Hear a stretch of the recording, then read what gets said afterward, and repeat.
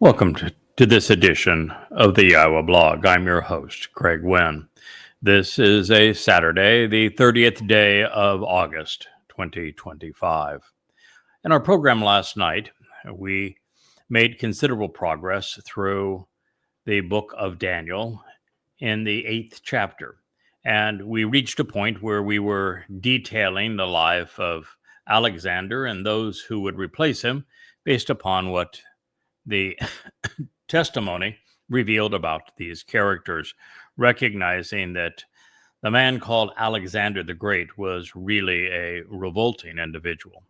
He was a drunkard late in his life.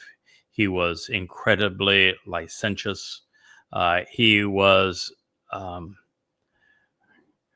really just a questionable character. He enslaved countless people. He pursued people with a wrath and vengeance that is nearly demonic in his nature.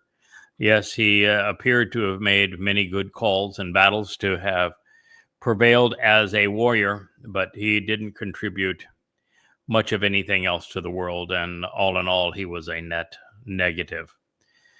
But nonetheless, it's important to know that story and know how egotistical men like Alexander shape history, because we're dealing with one now in Donald Trump. So as we dig deeper into what Daniel was shown, we reach an otherworldly transition. The subject is no longer men running amok, but instead the spirit driving the worst of them to madness. And I suspect this is because Alexander the Not-So-Great was a consummate foil through whom we can view the great betrayer of the time of troubles. Now, I say this because the corporeal manifestation of Satan will be devilish, notoriously egotistical, and infamously ruthless. He, like all psychopaths, will have no empathy, just as was the case with Alexander. And he will not care about anyone other than himself. He will be merciless, and he will be murderous, and he will claim heaven and earth as his own. Therefore, while the horrid image of Alexander and his henchmen are seared into our memories, God is using this opportunity to introduce the most ruthless villain ever to prey on his people. And if you want more of the life and times of Muhammad, I skipped through about 20 pages of material here just to get back to the testimony that is recorded in Daniel more expediently. But it's in a book that will soon be published on Bashar Herald, Coming Home 4. So into the tour from our past that takes us into the future. We are confronted with something Yahweh revealed in the midst of his preeminent declaration regarding Satan. And that presentation, as we know, is in Yeshaya, Isaiah 14. When compared to what we're about to read here in Daniel 8, it affirms that this goat who drew his last breath in Babylon was an exemplar for Satan's corporeal manifestation in the last days. Indeed, the beast that took root within the walls of Babylon by commingling religion and politics, which then enticed Persia and lured in the Greeks, would be personified in Rome, developing into the Roman Catholic Church. And through it all, its God was none other than the snake in the garden. This realization regarding the Towrahless one is so essential to our understanding his nature, his purpose, his identity. We will turn to Yeshaya 14, and we will follow the great prophet as he explains all of this to us momentarily, because there is a very interesting twist in that story that very few people have come to recognize. And that is that Satan wasn't trying to position himself above the Most High. He was trying to position himself as God's son, as the Messiah, as the former and returning king, as Yahweh's chosen, as though David. So the Spirit now manifest in this monstrous beast like Alexander, who served as the role model, exalted himself above the Most High.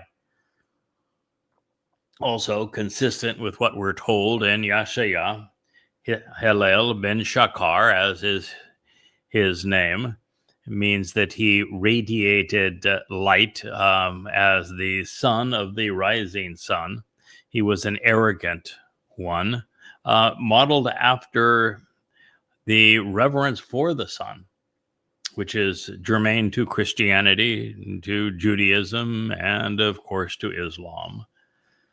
It does not fall alone, but it takes a considerable number of the heavenly host with him. Revolution is the one that says a third, but it isn't specified, and so we don't know, and it isn't even germane for us to know how many of the Malak decided to follow the Karub, known as Hillel ben Shakar. But the great betrayer of Israel in the last days will have a cadre of enablers, and he's going to need them. He has very serious health problems, and he is 79 years old, and he will be 87 by the time this is all over. And it is clear that for him to last that long, as we're talking about Donald Trump, he is likely to be, as the prophet declares him, wheelchair bound, but really gaudy, fancy wheelchair, of course, and that he will have to be invigorated by the very spirit that is enabling his demonic duplicity. It's a funny thing that today the number one trending story was that Trump was dead. Now, that would be a difficult one for us to explain, since I've identified Trump as the corporeal manifestation of Hasatan. He is the great betrayer of the last days. And so he's going to need to stay alive for a while longer to fulfill that particular designation. And of course, the calls about his death were premature. He went off to play golf today. And so, as I said, the calls of his death were not up to par.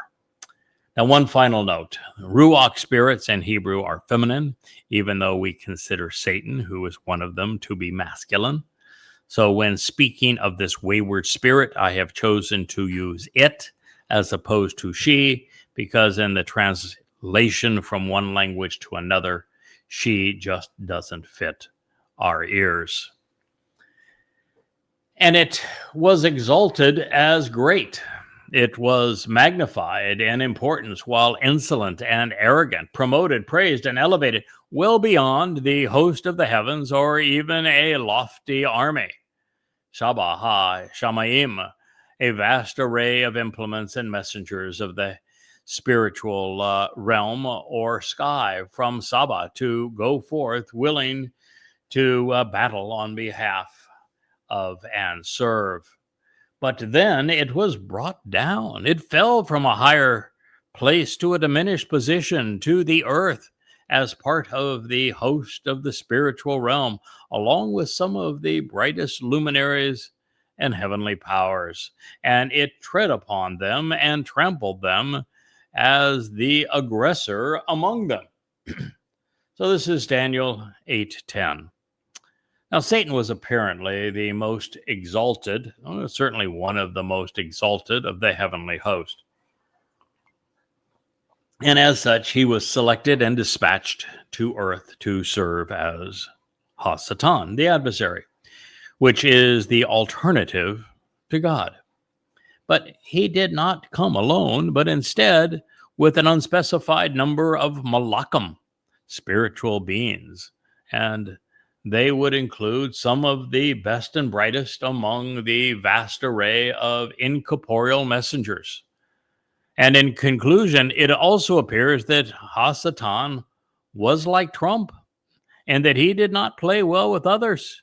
Even those who were associated with him, he turned upon and he bullied. Can't trust the devil. Who would have guessed? The reason for these insights at this time is just as the corporeal manifestation of the adversary has been exalted as the Lord of religion, Alexander was the prototype for men being perceived as gods.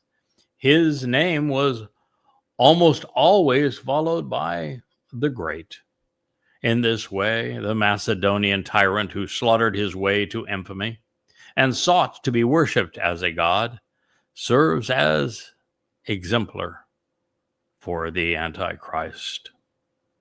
Now, no mortal will ever have autonomy over Yahweh Saba, vast array of spiritual implements.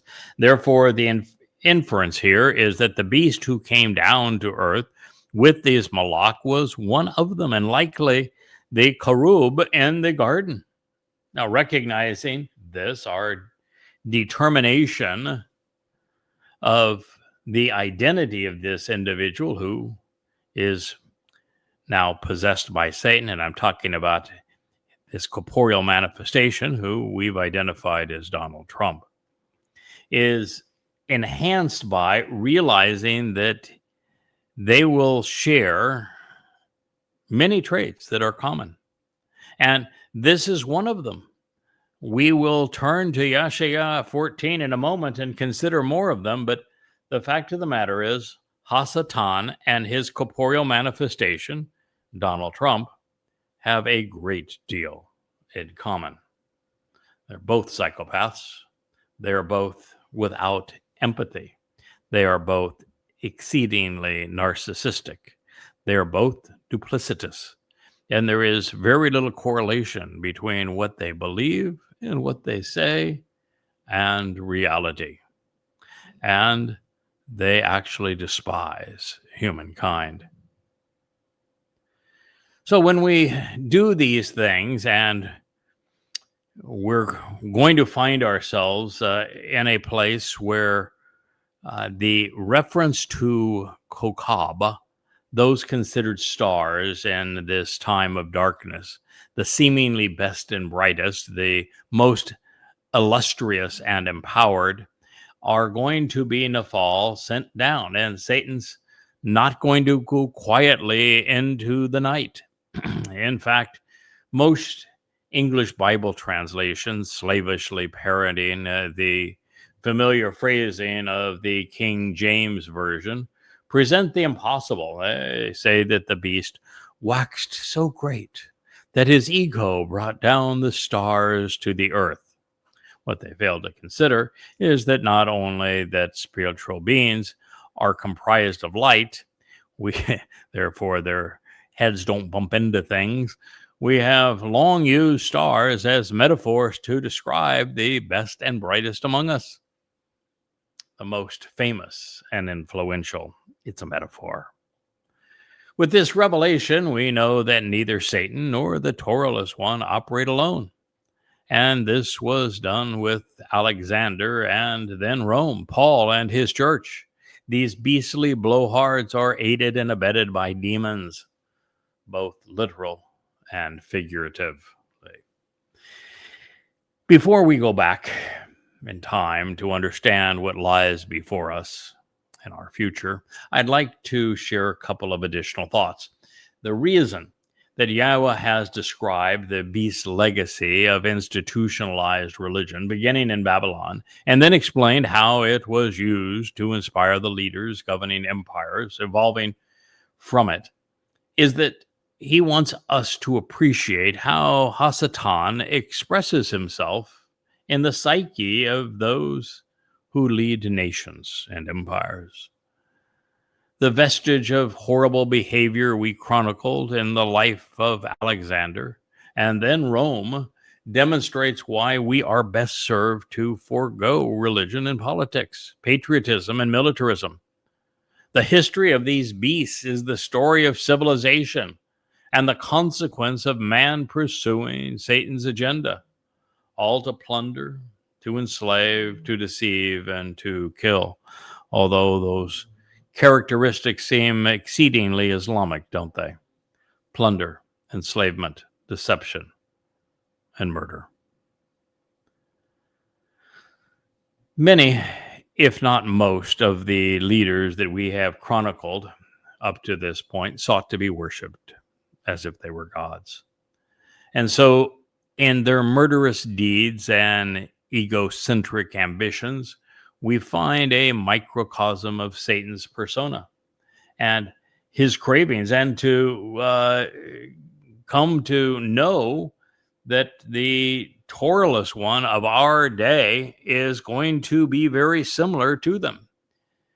Now, with two men in particular, Paul and Muhammad, we come face to face with the characteristics that define this great abuser of men.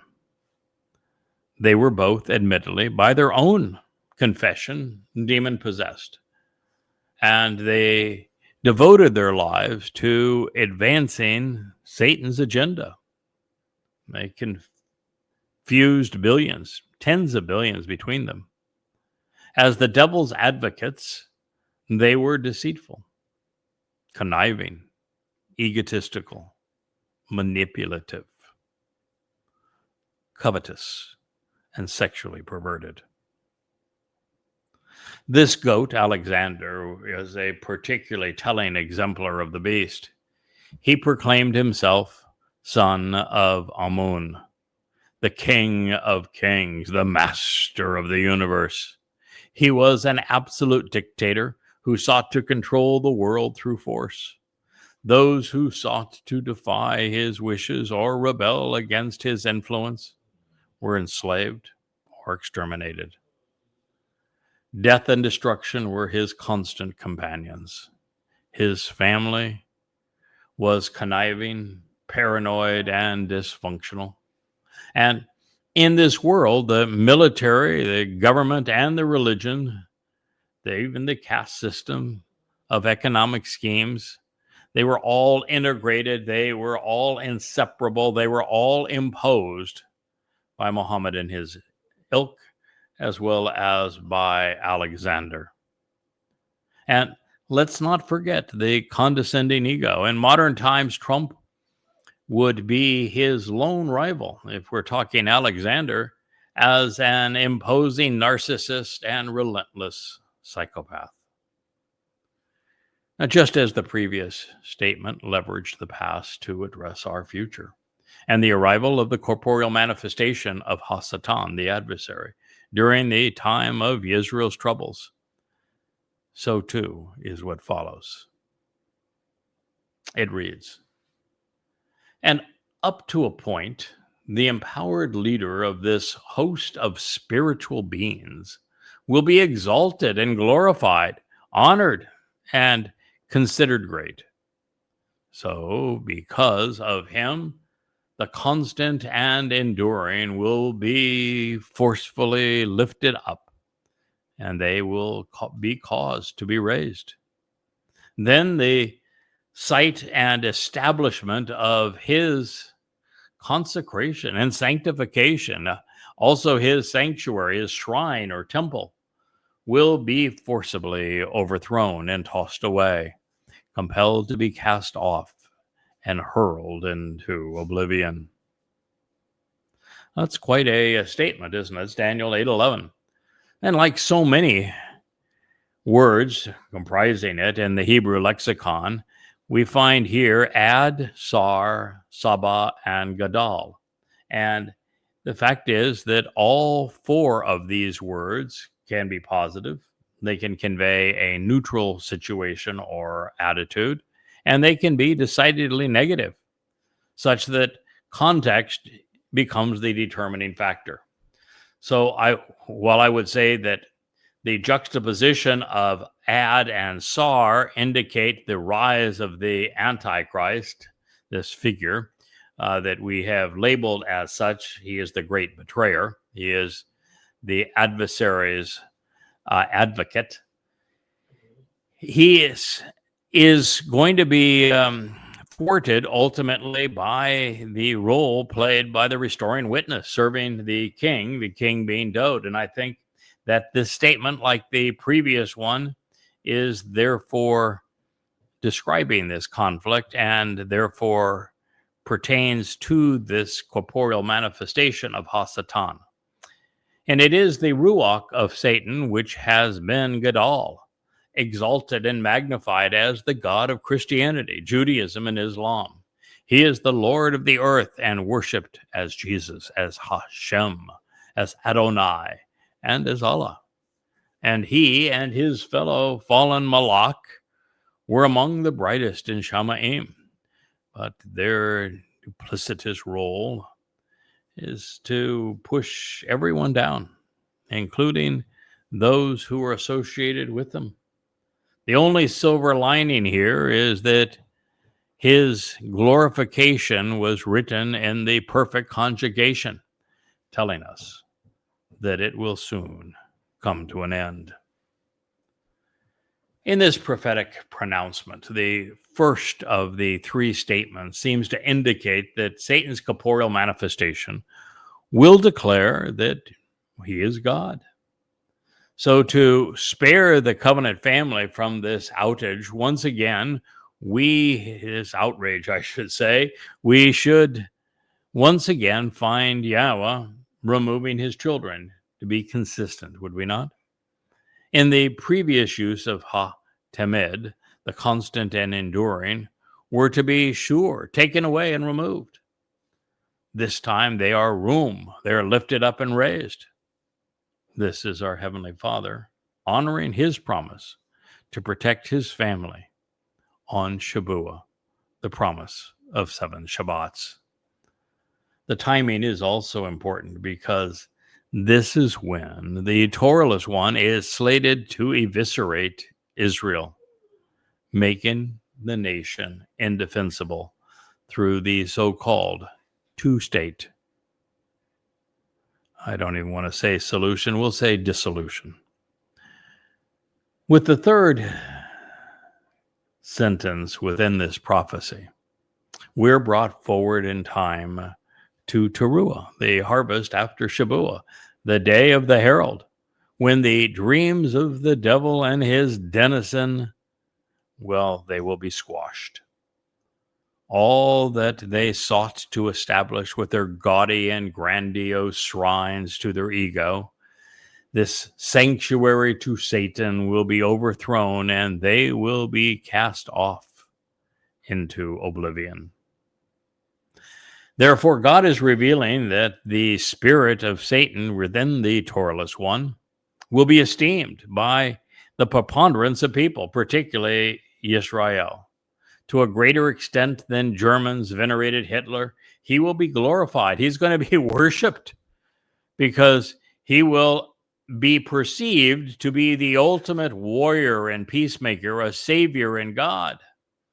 His status among men and his acclaim among nations will be unbridled, unrestrained, up to the moment that, well, it is not. And that doesn't mean that he's going to be respected. It just means that people will kowtow to him out of fear that, well, he becomes exceedingly aggressive. Once again, it would be inappropriate to extrapolate to the extent that English Bible translations have done. They render Tamid as if the continuation of the offerings and sacrifices will be taken away. But this not only implies that the sacrifices will have been resumed, which will not be the case, but it takes our attention away from Yahweh's Mikre, which the Towrahless one, along with Christians, Muslims, and Jews, have long since disavowed. They haven't disavowed taking them away. They've disavowed Yahweh's Moed Mikre, the core of Yahweh's plan of salvation. They have disavowed. And you might say, well, it's not Judaism. They're celebrating the end of their year now in a holy month that isn't even mentioned in the Torah. They're claiming that the 6th month is the end of their year. They have replaced Teruah. They call it Rosh Hashanah, which is a Babylonian name, head of the year. They celebrate Kippurim, not as the day of reconciliations. They even call it Kippur. They don't realize that Yahweh always writes it in the plural. And they, in the religious, twirl chickens over their head, tormenting them. It is a day of affliction as opposed to a day of reunion. They have no concept that we are returning to the conditions experienced in Eden during Sukkah, and that we camp out with Yahweh because they don't even know his name. And if you were to start at the beginning of the year, they have convoluted Pesach into freedom from slavery in Egypt when it is no such thing. It opens the doorway to life. Separation from the torment of Mitzrayim is possible because of matzah, when our guilt is removed from us, particularly religious and political guilt. And they have no concept also of Bikurim, which is firstborn children, because it brings us into the covenant. They would rather celebrate Purim and days like Hanukkah than they would pay attention to Yahweh's testimony. And there really is no veneration for Shabuah among religious Jews. So they have disavowed Yahweh's calendar and his annual meetings, just as have all Christians, just as have all Muslims, just as have all Marxists. They are practiced by very few people. I would say very close to 1 in a million today. Honor Yahweh's invitations to meet as he distinguished them. Now, as an interesting aside, rabbis and pastors alike are all a Twitter over finding and sacrificing red heifers in accordance with the discussion that is presented in Bamidbar Numbers 19. But they don't know that the red heifer is actually a man, or that he willingly offers his life on Teruah to restore the mortal remnant of Yisrael before the return of father and son. Fact is, they don't know that Teruah represents the opportunity to come home, that it is this day where this mortal remnant of Yisrael is purged, no longer serving as the metaphor of the adulterous woman. And it is the time to resolve the issues of the waters of Meribah, with Numbers 5 and Numbers 20 explaining what needs to be accomplished. Now, these things known, when we rely upon the primary definitions of each word, this is what Daniel actually wrote. And it was exalted. It's now speaking of this corporeal manifestation of Hasatan. And it was exalted as great and magnified in importance, well beyond the host of the heavens. But then it was brought down to the earth as part of the host of the spiritual realm, along with some of the brightest luminaries in the heavenly powers. And yet it tread upon them and trampled them down as the aggressor among them. Daniel 8:10. And up until a point, the empowered leader of this host of spiritual beings will be exalted and glorified, honored and considered great. So because of him, the constant and unceasing, who are continuously enduring, will be lifted up and raised. Then the sight, establishment, and implications of what he is consecrating and sanctifying, even his sanctuary, a shrine or temple, will be forcibly overthrown and tossed away, compelled to be cast off and hurled into oblivion. This is a reasonable summary of what God just revealed to us, that being Daniel 8:11. Now, these things known, I'm personally at a loss to explain why the King James Version, the New American Standard Bible, and the New Living Translation propose that Wa Men Hu Ha Tamed Rum somehow conveys By him the daily sacrifice was taken away. And by it removed the regular sacrifice from him. Or, in the case of the nilt, by canceling the daily sacrifices offered to him. They're out of their mind. There are no daily sacrifices that are going to be offered to Hasatan and his corporeal manifestation, Donald Trump. He's not going to stop regular sacrifices because guess what? There are no regular sacrifices. They're out of their mind, and there is no word in that group, min, hu, ha, temid, room, that conveys sacrifice. Not one. Why did they all write sacrifice when there isn't the word for sacrifice in the text? I don't mean to wear you down with all of these explanations, but instead to equip you to conduct your own analysis. It is important for you to know that there are often many options available to us, and therefore different renderings are often possible. And in this case, the word patterns are deliberately challenging because God didn't want anyone to understand this until it was time when we needed to understand it, and that time is now. So these prophecies would remain unresolved and unsolved over the centuries. Now, in this light, here's the next riddle to unravel. By way of introduction, the last three verbs, gadol, which means exalted, room, rise, and shalach, overthrown, were all scribed in the third person masculine singular, which would be he. And of the preceding nouns, Saba, Shamaim, Eretz, Kokab, Sar, Temid, Makom, and Makosh, all but Eretz, land, are masculine. So curiously, however, each of the verbs in this next statement, Nathan, which means to give, Shalach, which means to cast, Ashah, which means to act, and Shalach, which is to be empowered, were written in the third person feminine singular, which is she. Therefore, neither the Tamid, the enduring, nor the Shaba, host, can serve as the feminine subjects of these verbs, nor can Pesha, revolt. Now, this leaves us with an unidentified feminine subject, such as potentially the Ruach, spirit, or the Emeth, the truth, or the Eretz, land.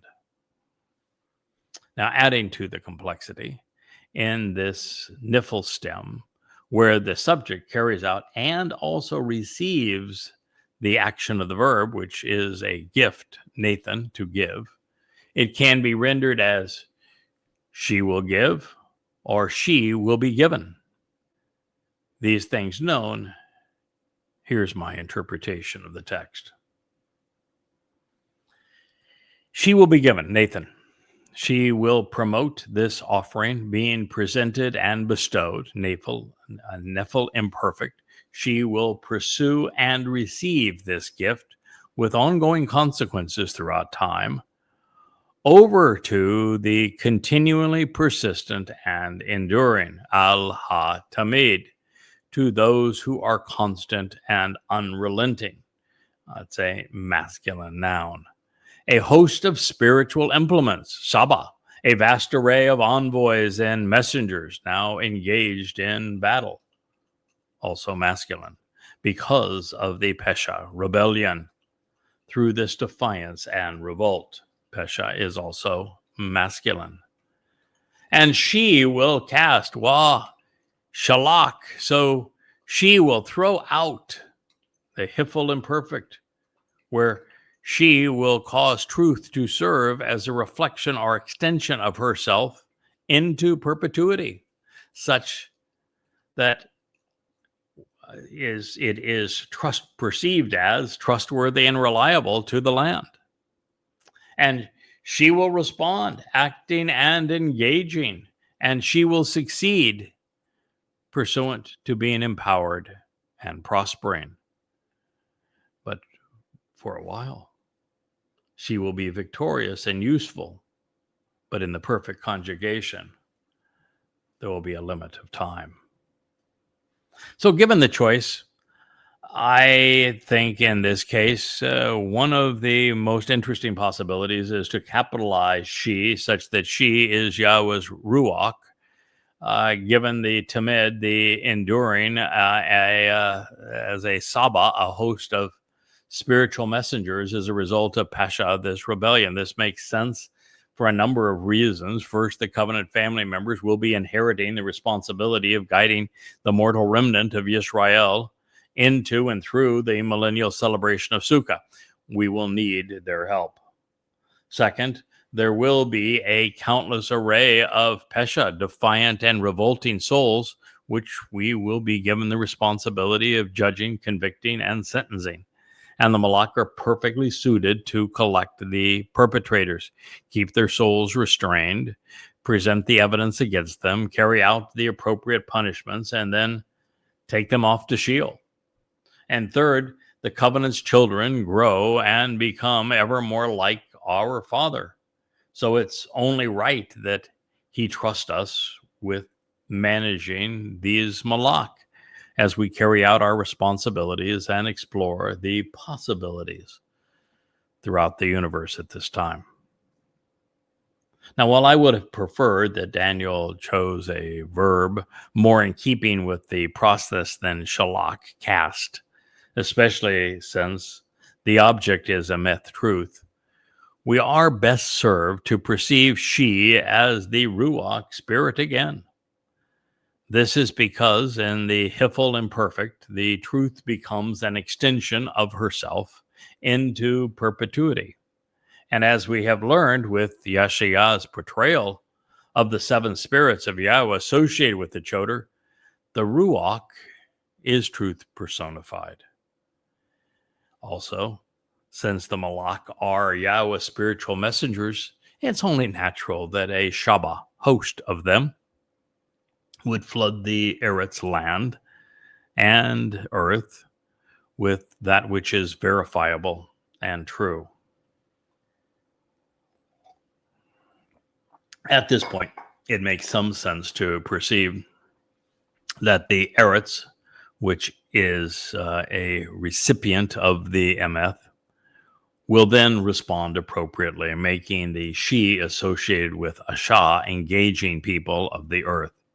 The remnant of the land then becomes the subject of shalak, enrichment and empowerment. Therefore, I think that these assessments are fitting because of the transition from Daniel 10, which is demonic, to Daniel 11, which is a blend of good guys and bad guys. Under this scenario, it makes sense for Daniel 11 to be a celebration of happily ever after. Now, this known, we must remain aware that at the present time anyway, Hillel ben Shakar, as he is introduced in Isaiah 14, is in control over a very rebellious Saba, host of spiritual beings. And while misled, they will continue to misappropriate and twist Yahweh's Torah and Nabi, his prophets, in order to support Satan's agenda, which is to be worshipped. To appreciate Satan's approach, we must go back in time to consider how he seduced Towrah. She is the actual name of the individual that was with Adam in the garden. There was no one named Eve. And we should do this because the same ploy was deployed by Paul in the Christian New Testament. And it's the same ploy that the Towrahless one of the last days will use. Rabbis also use it, particularly Akiba and Maimonides. They do so to rehash the Talmud arguments to corrupt God's Torah message. It is the approach Yahweh denounced throughout Isaiah, explaining the consequence of it to us with the expectation that we would use the resulting insights to avoid satanic entanglements, i.e., religion and politics, patriotism and conspiracy, militarism, and caste economic systems.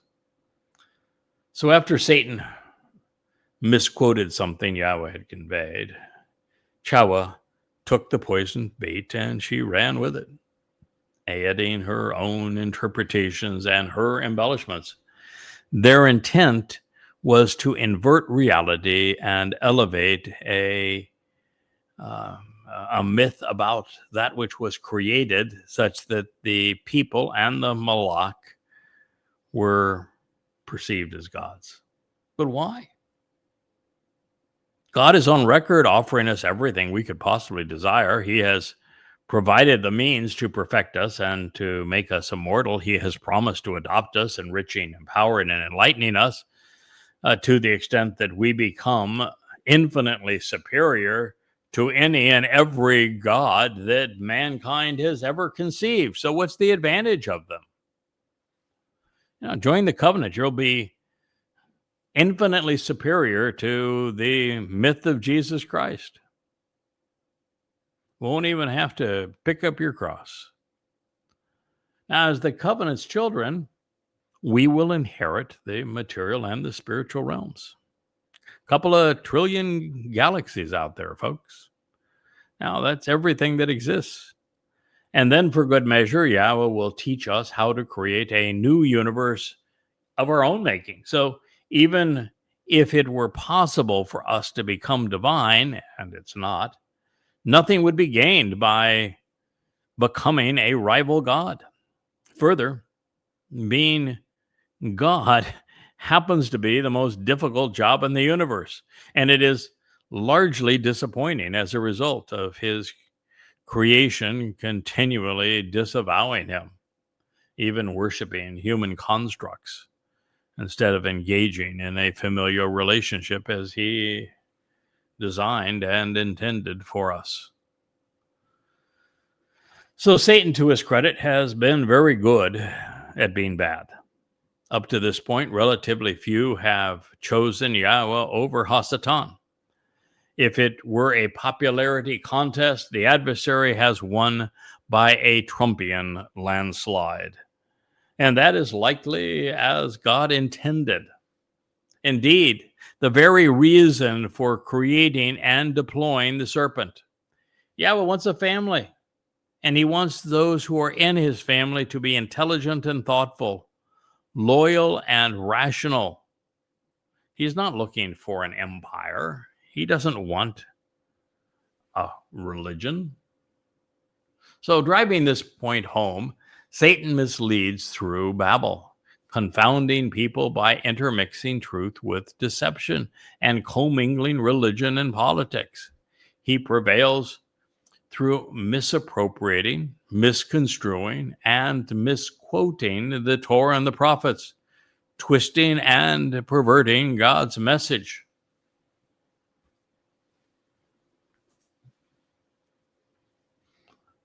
Some jobs are just there because they need to be done. And so rather than coming up with a original paradigm, Hasatan and his minions use half-truths. They promote counterfeits. And there's no greater, more damaging counterfeit than Jesus. Second on to that would be Bar Kokhba. They are both false messiahs. Satan's mythology is similar to that in an Escher print, if you've ever seen one of those, with an infinite metamorphosis twisting reality to pervert our perspective. Right becomes left, and up is down, as is the case in Satan's agenda, where reality is spun around and it's inverted with clever reproductions of familial patterns. The adversary's favorite medium is religion, far and away, although he is also surprisingly effective in academia and philosophy, conspiracy, patriotism, politics, restrictive economic schemes, and within the military. His most vocal advocates up to this point have been Paul and Muhammad, followed by Titus and Hadrian, Akiba and Maimonides, Constantine and Eusebius, then Theodosius. Most recently, Marx and Huxley, Hitler and Stalin, and of course today, Donald Trump. Satan's minions are summoned by the titles of Pope and Prime Minister, Rabbi and Imam, Pastor and Priest, as well as Mr. President.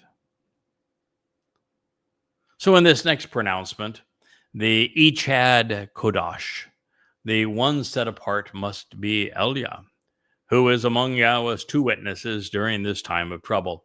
He is asking a man identified as the Palmoni, one who intervenes and delivers salvation in an exceptional way, to address a series of issues.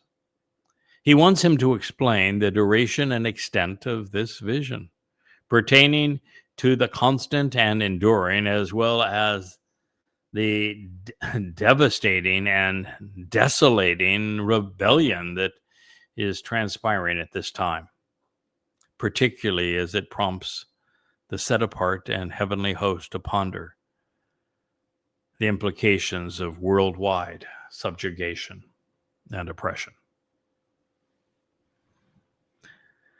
Therefore, the Palmoni is either Dode or Yada. Only two men provide salvation for God's people. They are the only two individuals uniquely prepared to intercede and deliver humankind from their guilt and harm's way. They are both confident and judgmental, and the most distinguishing factor is that their sacrifices on Pesach and Towrah are used by Yahweh in miraculous ways to save his people. And while Dode is obviously the greater between them, and his sacrifice on matzah carries away all manner of religious and political guilt, and the Adama Paraz, Yada's sacrifice on Towrah, resolves inadvertent guilt, being misled versus misleading. They are both powerful influences over souls.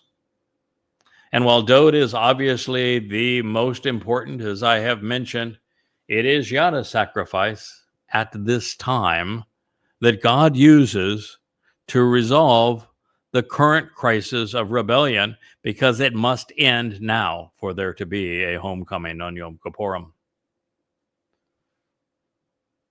So here's the text as it is translated for you.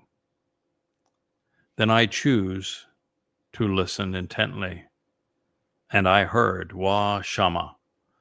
Of my own free will, I decided to pay very close attention to what was being said, because of the genuine and ongoing implications of what I heard.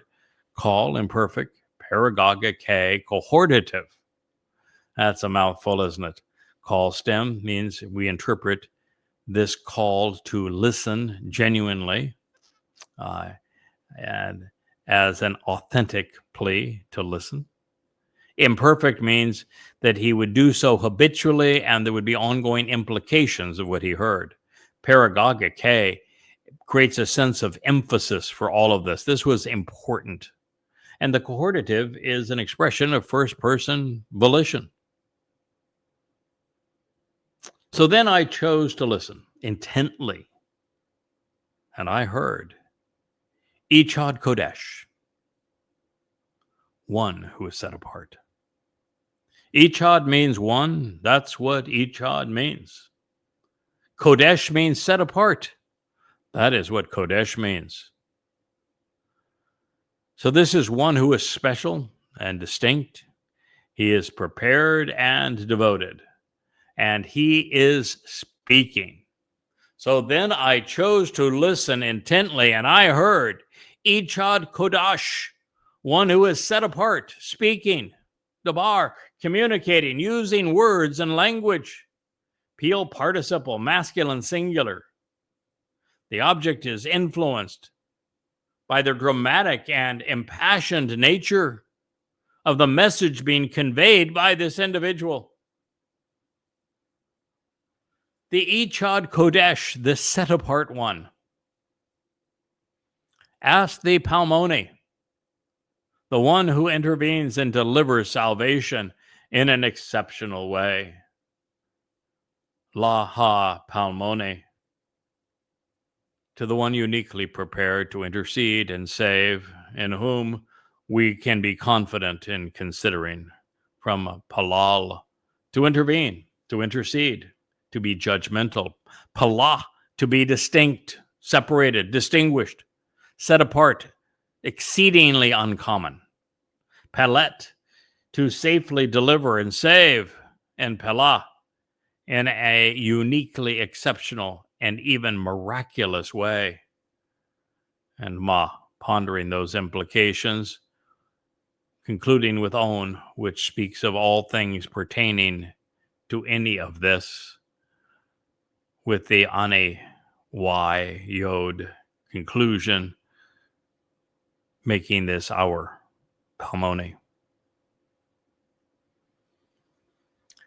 The set apart one asked the Palmoni to speak as a restoring witness, to explain the extent and duration of this prophecy to be perceived, pertaining to the unrelenting overall continuance and duration of the destruction and revolting rebellion, of the deadly and devastating criminal defiance, and of this causing the set apart and the heavenly host to ponder the implications of those being trampled by oppression, subjugation, and persecution. Daniel 8:13. Boy, is there a lot to unpack here, and I must begin with an apology. We presented this statement a number of weeks ago, and because Palmoni has this sound that is similar to My Little Pony, my wife said, "Oh, you're my little Palmoni," and we all had a good laugh. And I particularly made fun of myself using it, saying that being called the Palmoni was likely a response to me saying that I could best him when it comes to the design of the platypus, because my platypus would have the feathers of a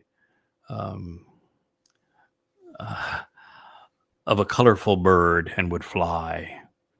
But I owe him an apology. There's nothing cute about the Palmoni. The Palmoni is the savior of God's people. The Palmoni lays down his life to give life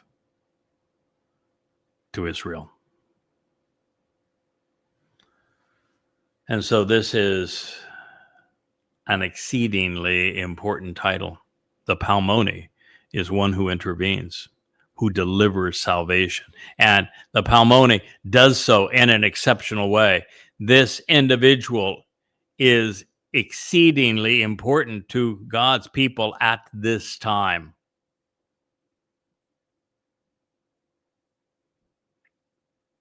So the set apart one. This is a very unique individual. There are only two candidates that could have been having this discussion before Daniel at this moment. There are two individuals who are uniquely set apart. The most set apart, the Kodesh, from Yahweh's perspective, is his beloved son, the one he chose, our Messiah and King, David. And he appears numerous times before Daniel in Babel to reveal the most important aspects of these prophecies. And He is called Gabriel, which means God's most courageous and capable man. And as we know, Dod is Yahweh's Kodesh, most set apart. But there is another man who plays a role in all of this, and his name is Elia. He is exceedingly unique. He is the one person that Yahweh harvested and brought home so that he could serve to orchestrate the sacrifice of this palmoni.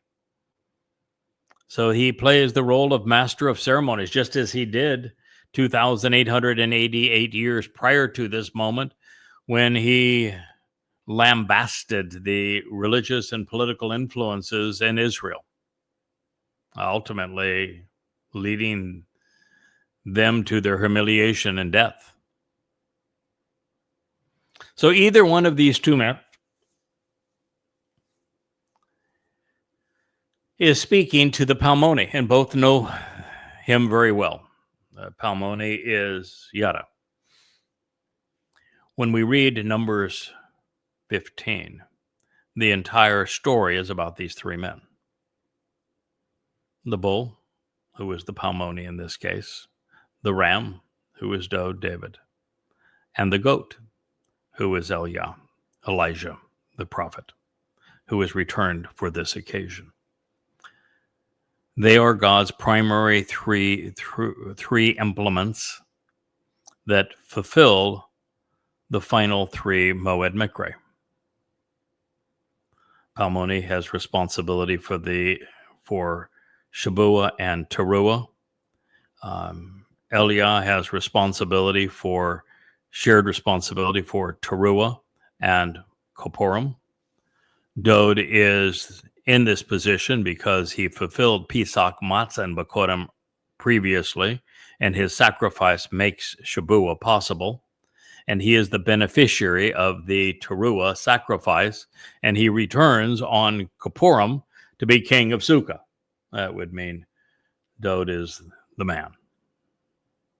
It's amazing that someone with that responsibility, that level of compassion for his people, is so neglected by his people.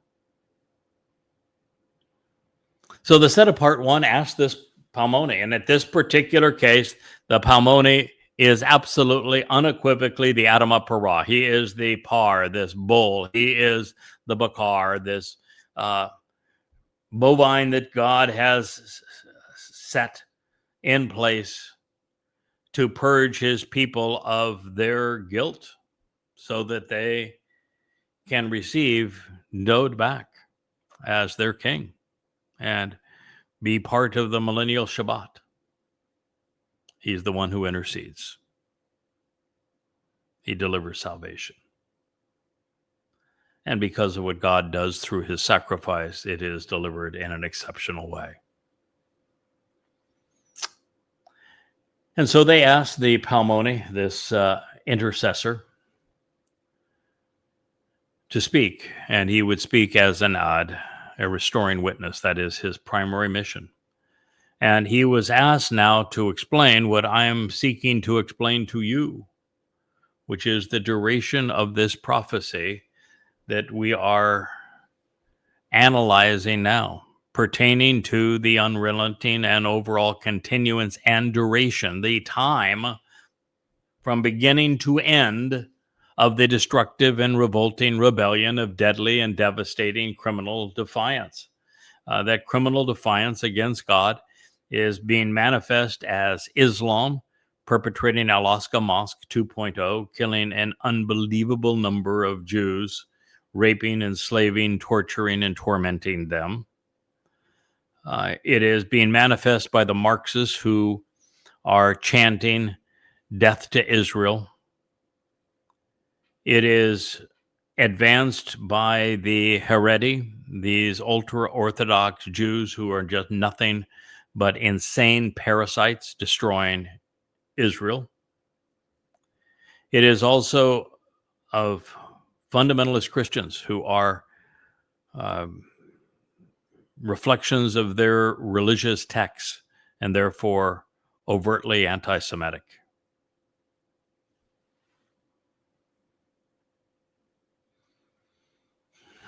And this text, as I said, goes on to say, and of this causing the set apart and the heavenly host to ponder the implications of this great subjugation and persecution. The set apart are those who were harvested on Bakurim and on Shabuah, and even on the first evening of Towrah. And they are with the heavenly host, and they're just watching the world and saying that it's just amazing how we have devolved.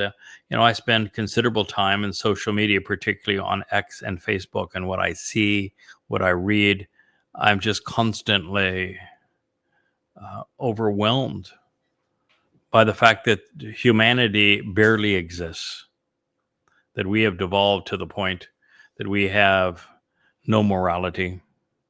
Most people are ignorant, they're irrational, they have nothing to contribute. It's horrible what's happened to humankind. Well, the realization that the Palmoni, the one who intervenes and delivers salvation in an exceptional way, is being addressed as a fellow witness, as I've shared with you. He is Yada. In this case, he is not Dode. And he is being asked to quantify the duration and extent of the period that the unrelenting will endure this revolting devastation that is so horrendous that it even causes the set apart and the heavenly host to question the implications of this grotesque worldwide persecution. Before we ponder the Palmoni's answer, let's clear up some misconceptions. As we have now come to expect, my translation differs substantially from those found in English Bibles. Most fail to distinguish between Echad Kodesh, one who is set apart, and that is absolutely what it means, and the Palmoni, which, as we know from exploring every possible route, designates the one singular and specific individual who is uniquely set apart and prepared to intervene to save, doing so in a miraculous way. But unwilling to do the same due diligence, religious publications are wont to infer that a saint was overheard chatting with another saint when there are no saints and one phrase is clearly distinct from the other. Also troubling, once again, the preponderance of English Bibles render ha-tamid as either the daily sacrifice or the regular sacrifice, even though tamid doesn't speak of daily, regular, or sacrifice. Where do they get off changing the word of God? So therefore, I've chosen to render it in accordance with its full and complete etymological meanings. Additionally, there is a material difference between the way the KJV, NASB, NLT, and JPS render Kodash. And Kodash is an exceedingly common word in Hebrew. The word in its various forms, Kadesh is the verbal root and Kadosh is the noun. It means to be set apart, to be separated, to be special, to be uncommon, to be distinct. Theologians prefer to convey it using religious garb, such as holy and saints or sanctuary. Well, this is a critical mistake because there are very few things as important to our relationship with God than understanding the implications of being Kodesh, set apart. It is only when we are Kadesh, when we are separated from the norm, from that which is common, and therefore from religious, political, or conspiratorial schemes, that we have any opportunity of even knowing God, much less entering his presence. Kodesh is what makes it possible, because we are uncommon and set apart. We are Kodesh, separated from mankind's musings, and then set apart unto Yahweh, special and distinct. Further, when this instructive term is mischaracterized, becoming religious, it is turned into a false prophecy. There will be no restored sanctuary to give over to the host, tossing the faithful into the quicksand of religious toxicity. If we want to know the truth and be counted among the enduring and set apart, we need to know what the words God is using actually mean. Now, these things recognized, Eliah, who is likely the set apart one here, once his fellow witnesses singular, it's Yada and Eliah at the end, to explain to those who are being tormented by this appalling cast of characters, to realize that their ordeal will be resolved. There is a happily ever ending. You know, as I write and post on X and Facebook, the realization is that all I have is horrible, bad news over the next 8 years, but finally it's all resolved very favorably, although for very few. And that's what Eliah wanted Yada to convey. And since we jumped ahead and considered Dod's answer as it is presented in the 12th chapter of Daniel, I presented that in previous programs, we recognize that the time of trouble either commences on the Shabuah of May 22nd, 2026, making this horrid experience last 7 years and 4 months, or June 11th, 2027, such that it is 6 years and 3 months long. It coincides, or concludes, I should say, on Towrah, which is September 24th, 2033, when the mortal remnant of Israel will return and is purged, pursuant to the specification that Dod as Gabriel laid out. At that time, we discover that the Towrahless one will arrive to pursue his political objectives. This is Donald Trump now, on January 29th, 2030. And he's going to announce his religious decree on the Ides of March, March 15th, 45 days later. 33 days after that, the two witnesses will arrive, Eliah and Yada, doing so on Passover, April 18th, 2030. This time, however, the question was framed differently. This is describing the entire duration of the time of trouble, because the Palmoni, one who intervenes and delivers salvation in an exceptional way, as the restoring witness, has been asked to quantify and explain the extent and duration of this prophecy to be properly perceived and intelligently beheld, pertaining to the unrelenting and overall continuance and duration of the destructive and revolting religious rebellion of the deadly and devastating political and criminal defiance, which is also so offensive and contrarian, and of this causing even the set apart and the heavenly host to ponder the implications of those who are trampled